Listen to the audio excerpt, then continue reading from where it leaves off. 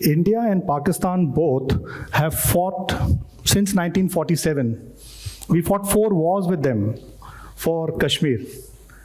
And yet, this thing does not go back. It keeps coming to the forefront always. Recently, you have Op Sindoor, which was in this year itself, and we almost came to a brink of a nuclear war with Pakistan. If you look on the slide there, look at the map. The area which is yellowish in color is what India holds, or India controls. The area in red is with China, the greenish part is with Pakistan, and you have the Shaksgam Valley, which Pakistan ceded to China in 63, sorry. Coming on to Kashmir per se, Kashmir prior to the 13th century was a Hindu kingdom. They followed the Shivites there. It is only in the 13th century that Islam came into Kashmir. And Islam did not come by the sword. It came through peaceful means. Nun the Rishi, or Nuruddin, is the guy who propagated and proliferated Islam in Kashmir. And by the 14th century, we had the Mir dynasty in place in Kashmir. The beauty was that despite having a Muslim ruler there, the administration and governance was in the hands of Kashmiri Pandits. All Pandits were the ones who were governing, running, and legally looking after Kashmir. The Shah dynasty was replaced by Akbar, or the Mughal dynasty, in the 16th century. Even Akbar did not physically go and occupy and command and administer and govern Kashmir. It was governed by a Kashmiri Pandit on his behalf. The Mughal dynasty was replaced by the Durrani dynasty of Afghanistan. Again, he did not himself come and rule Kashmir. It was again ruled by a bunch of Kashmiri Pandits on his behalf.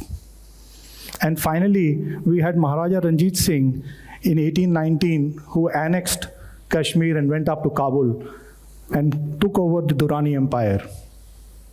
Maharaja Ranjit Singh also himself did not govern and rule Kashmir because he was based in Lahore. He had Gulab Singh, a general, a Dogra, who was looking after the affairs as far as Kashmir was concerned. And finally, in the first Anglo-Sikh War of 1846, when the Sikhs were defeated and the Britishers took control of Kashmir, the Britishers appointed Gulab Singh as the Maharaja of J&K. And in lieu, the Maharaja had to give the Britishers 75,000 per annum as remuneration for the kingdom of J&K. The Dogra rule lasted for about 100 years. On 26th of October 1947 is when Maharaja Hari Singh signed the instrument of accession and agreed to be part of India. So in all, despite Kashmir being a predominantly Muslim population area, it was always governed, administered, and ruled by Kashmiri Pandits. So that's something, a narrative which most of you, I'm 100% sure, were not aware of it. The next part comes into play is that the rise of Sheikh Abdullah.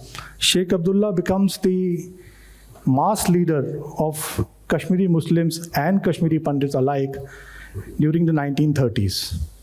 And he leads the revolution against the Dogra kingdom. And finally, when independence comes our way in 1947, he becomes the first, the Sardar-e-Riyasat of Kashmir.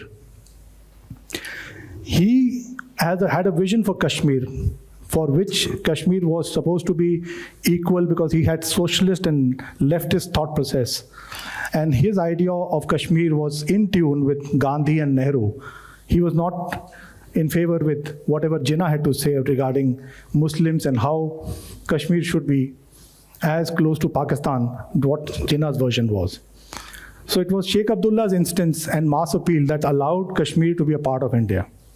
However, by about 1951-52, Sheikh Abdullah started having the feeling that he could be an independent nation by himself, that Kashmir could be an independent nation. And thus came up the idea of an independent nation between India and Pakistan as Kashmir, a la Switzerland They said if Switzerland could be neutral during First World War and Second World War, why can't Kashmir be an independent nation? However, this story did not catch the imagination, especially of Delhi, and he was imprisoned in 1953.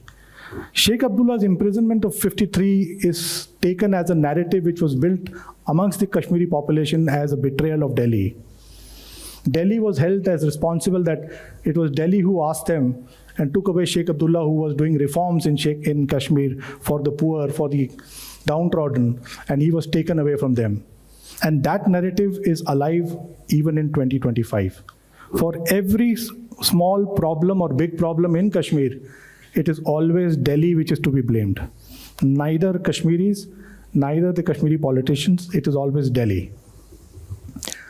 This system carried on, and finally in 1987 we had the elections there, and Sheikh Abdullah's son Farooq Abdullah won the elections, which was touted as rigged.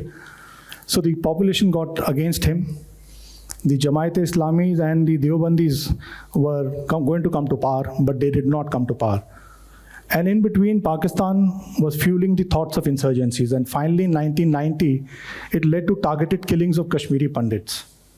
Why Pandits? Because they were holding key prominent figures, be it in media, be it in educational institutions, be it in administration, be it doctors or lawyers. So they were targeted. Resultantly, there was a mass exodus of Kashmiri Pandits. Around 40,000 left the Kashmir Valley and came down to Jammu. So Kashmir by then became only a 98-99% predominantly Muslim population. And the demand first came up for Azadi. In 1989-1990, the call for Azadi meant an independent state of Kashmir, an independent nation, neither forming part of Pakistan, neither India. However, this thing took a turn somewhere in 95-96, where in tune with Pakistan, in tune with Hurriyat and the ground situation, they started asking for merger with Pakistan. So 1990, you had Azadi as an independent nation. 1990, they graduated to merger with Pakistan. This continued till about 2007-2008. When insurgency was brought down by the security forces to a level of almost zero violence. And that's the time that people thought that now a political solution and an administrative solution is the way forward. But that didn't happen. What happened was explosion of the internet, explosion of social media, and YouTube and Facebook was available to the youth of Kashmir. And they used it as our adversary, Pakistan, and obviously certain elements within the Kashmiri community used it to their advantage and built up a narrative. Again, a call for Azadi was given. And this time the call for Azadi was in the name of faith. Now the question was, they did not want an independent nation, they did not want to get merger with Pakistan, but they were calling for an Azadi from all kinds of legal bindings from anybody. And they were looking at a Muslim brotherhood kind of a system or a caliphate kind of a system which was existing. Now this was something which was happening even in West Asia. In Syria, ISIS had grown up. So it was a fallout of that part of it. By about 2000, between 2015 and 19, there were mass strikes. Around 3,000 days of total bands were there in Kashmir. And now it's a time, if you see the photograph on your extreme right, you see school-going, college-going girls who are stone pelting. So when women start coming into the conflict in open and become a part of a revolution, that's the time that everybody in governance needs to take note of it, because now the society has changed. The thinking in the society has changed. Unfortunately for us, we did not catch this signal. We did not catch this narrative. We thought that it was some kind of an incident which was being helped out by money. Money definitely played an important role. Each stone pelter was approximately given about $400 or $500 per day for stone pelting. Fine. But more than that, they were willing to come out, willing to stone pelt on security forces, on police, on administration, on politicians. So the narrative there had changed, which people in governance, be it at state level, be it at center, had failed to grasp. Now, concurrently what happened was that Kashmir, basically Indian Muslims are more followers of Barelvi form of Sunni Islam, which is a more inclusive Islam, which allows everybody to be part of them. Pakistan did not want this. So they wanted a hardline Deobandi Wahhabi thought process to come into play. And thus started off systematically, they started off of destroying symbols of Sufi Islam in Kashmir. So in the first photograph that you see on your extreme left top is where Mastgul, a Lashkar-e-Toiba commander, destroyed the Charare Sharif shrine, which had the Dargah of Nund Rishi and a symbol of Sufi Islam in Kashmir to its bits. It was razed down, although it was rebuilt later on by the central government funds. The next is Dastagir shrine, which was again burned down. So systematically, there has been a time frame from 1995 till 1920, 2021, where symbols of Sufi Islam in Kashmir have been destroyed and have been replaced by Deobandi and the hardline version of Islam. Contributing to this factor were the Hurriyats. Hurriyats basically were being funded by Pakistan, as also by Saudi Arabia. And this chain led to the arrival of two stalwarts somewhere in 2010 and 2016 by the name of Burhan Wani and Zakir Musa. Both these youngsters were college graduates, educated people, came from educated families, yet they picked up weapons. They picked up weapons, why? Because of the perceived injustices that were being melted out to the students or the citizens there. Imagine all of you, when you come every day morning out of your house, about 50 meters away from your house, you are stopped, asked to identify yourself. You identify yourself, you sit down in a bus or in the PCT bus and come back. En route, you are stopped again you are asked for your identification. So this constant identification or need to identify yourself in your own state was a cause of humiliation. And this, imagine this, you have to do it 365 days. Each time you walk out of your house or walk into your house. So this part of it, I being in uniform, I wore the uniform for 33 years. I served for close to around 14 to 15 years in the valley itself. We have done it. That time we justified it in terms of that it was required for security purposes. But if somebody had taught us the larger picture, if somebody had given us the idea that, no, the larger picture doesn't say this.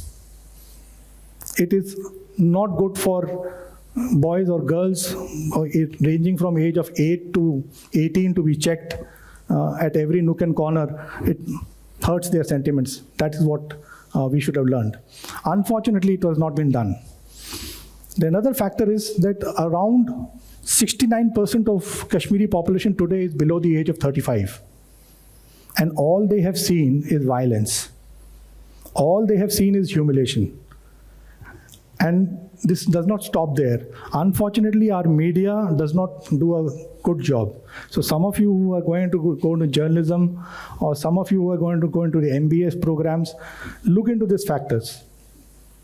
Don't be reactive on social media unnecessarily. Today, social media is a very, very big tool. We need to understand that. We need to control that part, control our urges. You want to abuse somebody on social media, is very easy. So try and avoid that part of it. Now, what's the way back? What's our way back? Our way back is very simple, but it's a long path. It takes about 20, 25 years, provided today we start reacting. The way back is that we convince this Kashmiri population or the Kashmiri Muslim population there that the Sufi, the Barelvi way of Islam was the right way of Islam, not the hardline version of Islam. But that voice has to come from within.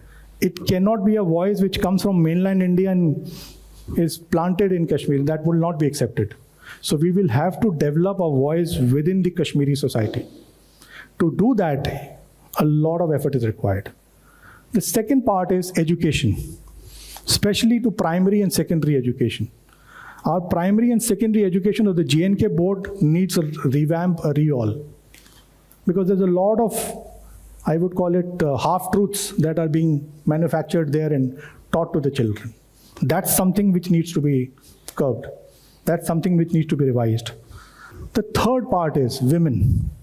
Kashmiri women play a major role in their society. Why? They are nuclear families. They're not living in joint families, nuclear families. The mother, the wife, the sister, the daughter, they control the tune of that family. Pakistan understood it very well because they had done the same experiment in Pakistan in 77. They did the same thing in Kashmir. They first targeted women. And how the targeting of women becomes easier? First, you ask them not to wear a certain amount of clothes, not to go out, and thereafter, you put in the religious aspect to it. That's how they got convinced. Today, we have well-educated ladies who are all in for the hardline version of Islam. So we have to come up with an idea of how to reset. Somebody said there was resetting of GPS. Dr. Saab said resetting of GPS. There's a need for resetting the GPS there. It's a bloody big GPS there. She was talking of resetting an internal GPS of individuals. I'm talking of resetting an internal GPS of the society. It's a bigger task at hand.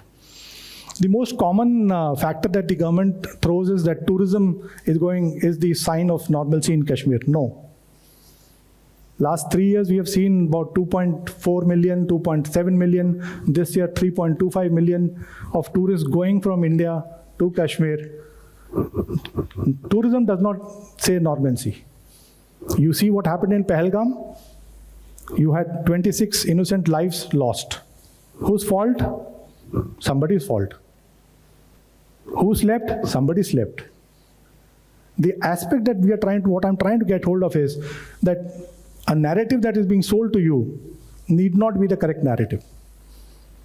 What another factor has to be done is that the social media, the print media, and the electronic media, these three combined have to have a singular policy. It is not us versus them. It is not Jammu versus Kashmir. It is not Hindu versus Muslims. It's simply what do we believe in the concept of India? And what is the concept of India? It is inclusivity. From top to bottom, we are all one. Every 15 kilometers or 20 kilometers, the dialect changes. I cannot understand the Punjabi which is spoken in, say, Jagraon or Moga, because each language changes, the dialect changes there. So we all need to understand these factors. Why I'm talking to you on this subject is, it may somehow ignite some point in time with you to think it over.